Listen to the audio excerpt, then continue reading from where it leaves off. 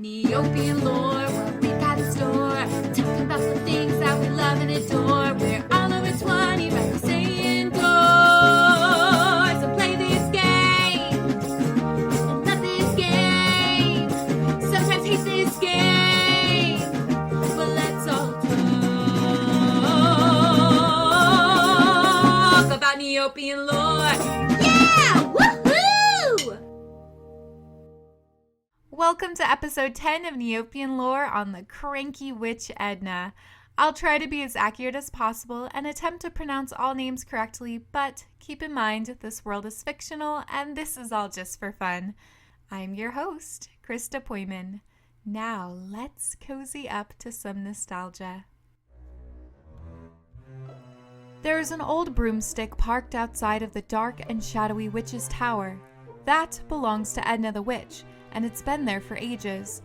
It took her over 200 moons just to learn how to ride it, and she's still not very good at it. She's the first one to tell you, "Hey, it's not as easy as it looks. It's a broomstick, you nitwits. Why don't you try it?" For Edna, being a witch isn't as easy as it looks either. I remember my first potion test like it was yesterday.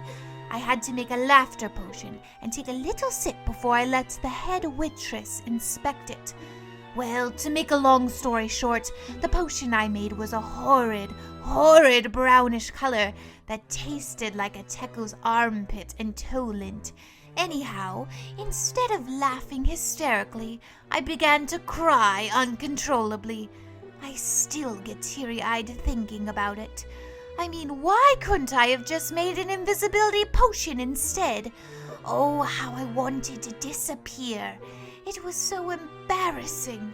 You know, no matter how old I get, I still mess up now and then.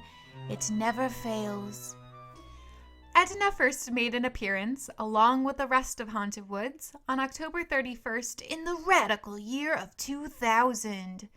Originally, she looked like a typical human witch, but her design was changed in 2003 to the cranky green zafara with yellow eyes that we know and love. I do adore the green skin reference of Edna to other pop culture witches. There's a bit of conflicting information where this trope originated. Some claim it was due to the concoctions that witches would put on their skin, causing it to tint green during the 14th to 18th centuries. Another theory is that because during the witch trials, the victims would get bruising from the torture, their skin would take on a greenish hue. But neither of these ideas are well documented. So the one most commonly attributed is the iconic witch from the 1939 film, The Wizard of Oz. In the book, the Wicked Witch is not green, but as color movies were brand new, they wanted to utilize Technicolor. A not-so-fun fact, the paint used was copper-based and highly toxic if ingested, so the actress Margaret Hamilton had to eat a liquid diet through a straw. They also had to scrub her down with rubbing alcohol to remove it, and it still left her slightly green after shooting weeks later. Yay, Hollywood is so glamorous. Going back to Edna, she still dons her black witch attire from her original human design. The in-universe explanation of her appearance change is that it was an after effect of a spell gone wrong, while in actuality, Neopets was trying to get away from human characters besides the Neopets staff. And potentially the Tiki Tack Man, we're still not quite sure what he is. As her Neopedia page states, she hopes to be a supermodel as soon as she finds the right ingredients. Perhaps that was the reason behind her initial spell. Edna, you live your dreams. You can become a supermodel as a cranky old green zafara. I believe in you. There are still a few items floating around that have her original design on them, such as the books Witchcraft Spells and Witch Hunting Techniques, so keep your eyes peeled and see if you can find them while searching the shop wizard. That being said, Edna does still have similarities to human characters outside of Neopia, seen in the reference in one of her quotes. Hubble, bubble, toil and trouble, fire burn and cauldron bubble. Ring any bells? This is an ever so slight change to a passage in Shakespeare's Macbeth, performed by 3 mischievous witches. What's fascinating about their speech in the play is the use of rhyming couplets, a form of poetry that Shakespeare never used outside of these characters. It separated them from the rest of the cast, making their dialogue like a sinister nursery rhyme. Double, double, toil and trouble, fire burn and cauldron bubble. Fillet of a fenny snake, in the cauldron boil and bake. Eye of newt and toe of frog, wool of bat and tongue of dog. Adder's fork and blind worm's sting, lizard's leg and howlet's wing. For a charm of powerful trouble, like a hell broth boil and bubble. Double, double, toil and trouble, fire burn and cauldron bubble. Cool it with a baboon's blood, then the charm is firm and good. Not only does Edna speak like the witches, dress like the witches, but she also uses very similar ingredients to perform her spells. If you wish to help Edna on her magical journey, across from the game's graveyard in the haunted woods, you'll find her tall gray tower that looks like a petrified face. All you have to do is walk through the agape mouth. Once you enter, you will see Edna at her pot. Welcome to my home. I deal in magic spells and potions. Need somebody to love you? One to give somebody spots and itches? I'm the person to talk to. I'm searching for the missing ingredients for my latest spell. If you find them for me, I will reward you with a treat. Interested? Then she tells you the spell, randomly generated from a list of words, for example, rainbow neg of Aisha stretching, or bubbling wand of Chia frazzling. My spell needs the following items. Quickly, or it will lose its potency. Once you accept to help her, she'll give you a list of 1 to 3 items with a rarity range of 40 to 70. The items requested don't have any relation to the spell she's performing. You are given a random time between 90 to 180 minutes to complete the quest, but you can use the shop wizard, so time really isn't a huge constraint. Once you return with the items, you are rewarded with a small amount of Neopoints ranging from 100 to 225 and a random spooky item with a rarity of 82 or lower. Can't wait to feed my Neopets crunch chocolate scroaches, mystery meat sandwich, and pickled eyeballs. Ooh, delicious. If you fail her and do not retrieve the items, she says, "Ah! My spell has been ruined. Please leave. I may consider asking you for help again, but do not count on it." Before the spooky food store opened, spooky foods could only be obtained by completing Edna's quests. But since then, prices for the foods have plummeted. Drama in Neopets commerce. Do you think Edna tried to fight the opening of the spooky food shop? Like she went to the Haunted Woods City Council meeting to argue about the encroachment on her business? Oh, maybe she wrote some bad Yelp reviews or started spreading rumors about them not following health codes. Regardless, you can technically make money off of her quests by selling the rewards, though the margins are low. The reason people typically visit Edna is to hopefully receive an avatar where she's throwing her arms up in the air with the word cackle underneath. The Edna Cackle avatar has been the headache of many Neopians. It was initially thought to be awarded randomly when doing one of Edna's quests, but supposedly there is a solution.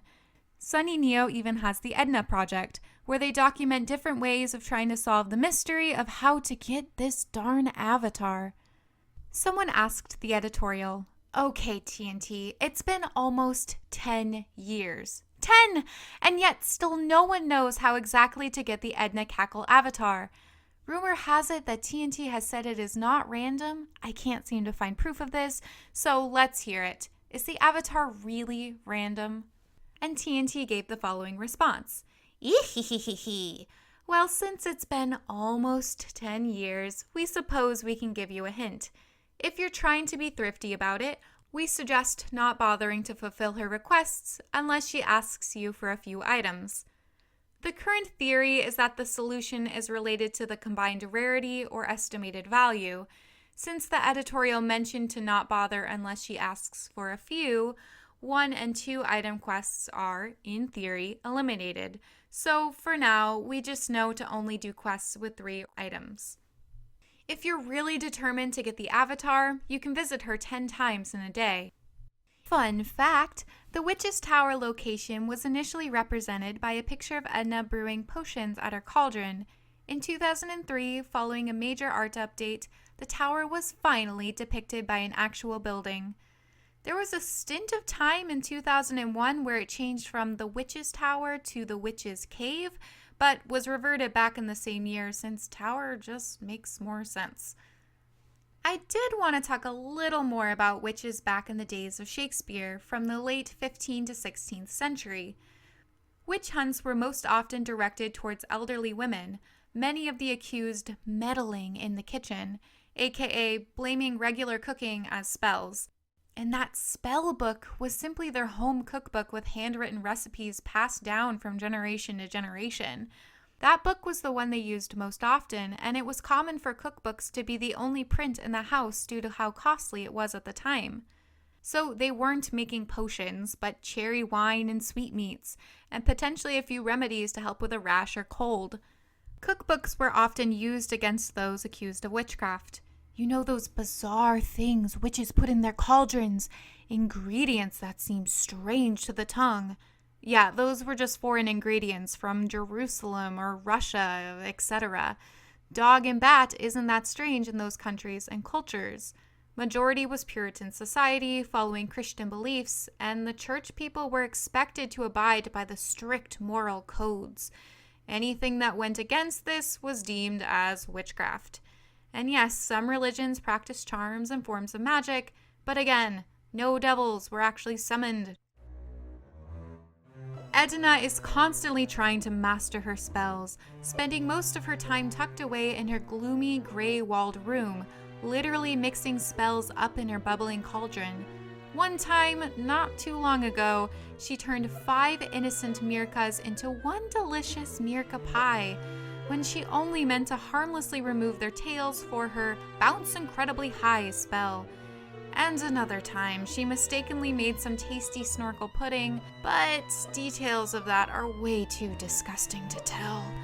It takes her hours to find the right spells, and when she finally does, she never has the proper ingredients. So if you help her find what she needs, she'll reward you kindly.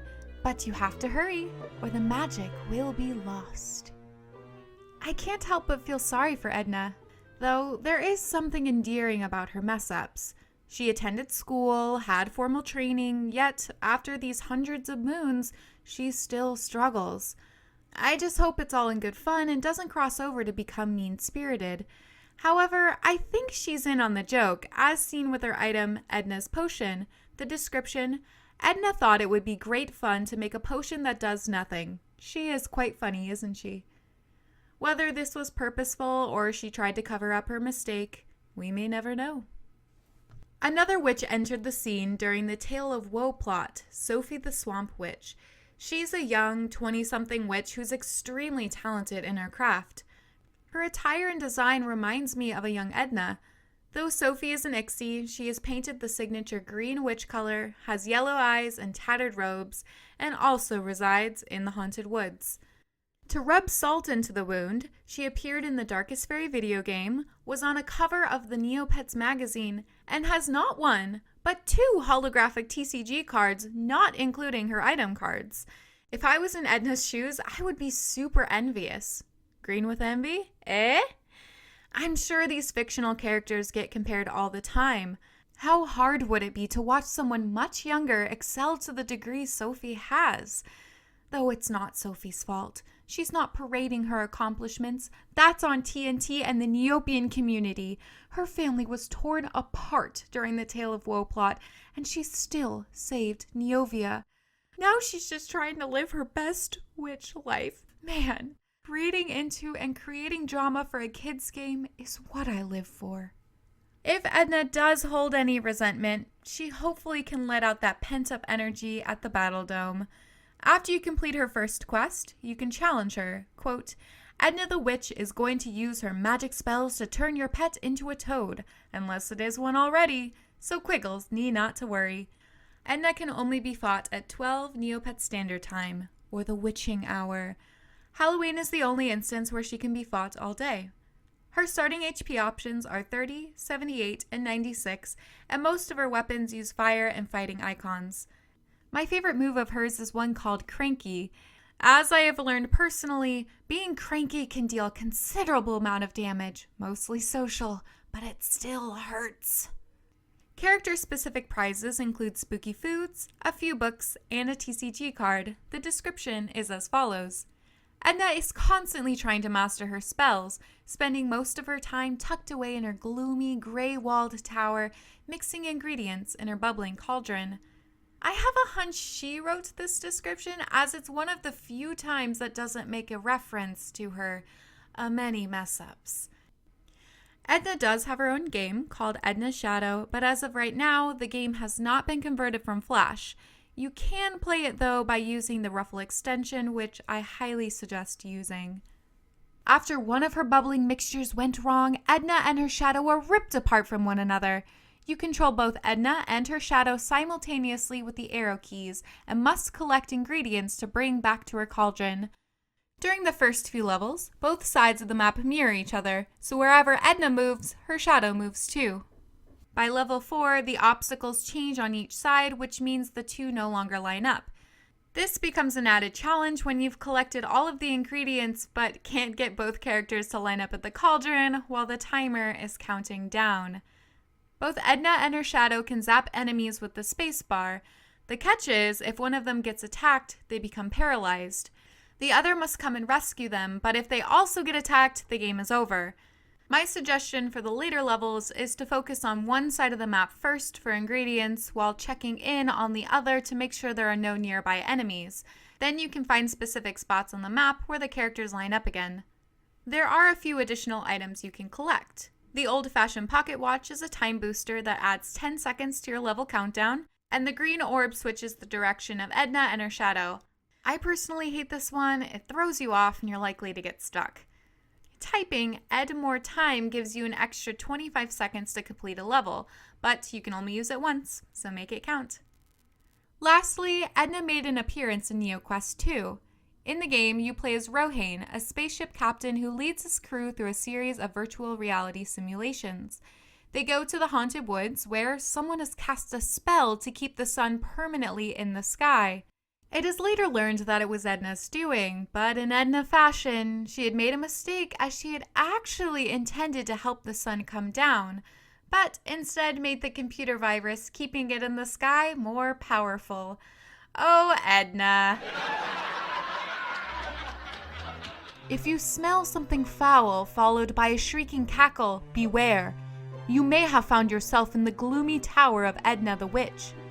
Worse than a mad scientist at play, Edna spends her days in her lab, concocting potions that never quite seem to hit the mark. Whether she's truly evil or just a misguided do-gooder remains to be seen. But either way, when you help her to finally find the right ingredients for her potions, she'll reward you handsomely. That's all for this episode of Neopian Lore. All characters and licensing belong to Neopets.com. Music was created by me, Krista. Today's composition is called Hubble Bubble Toil and Trouble. I hope you have a lovely day in Neopia.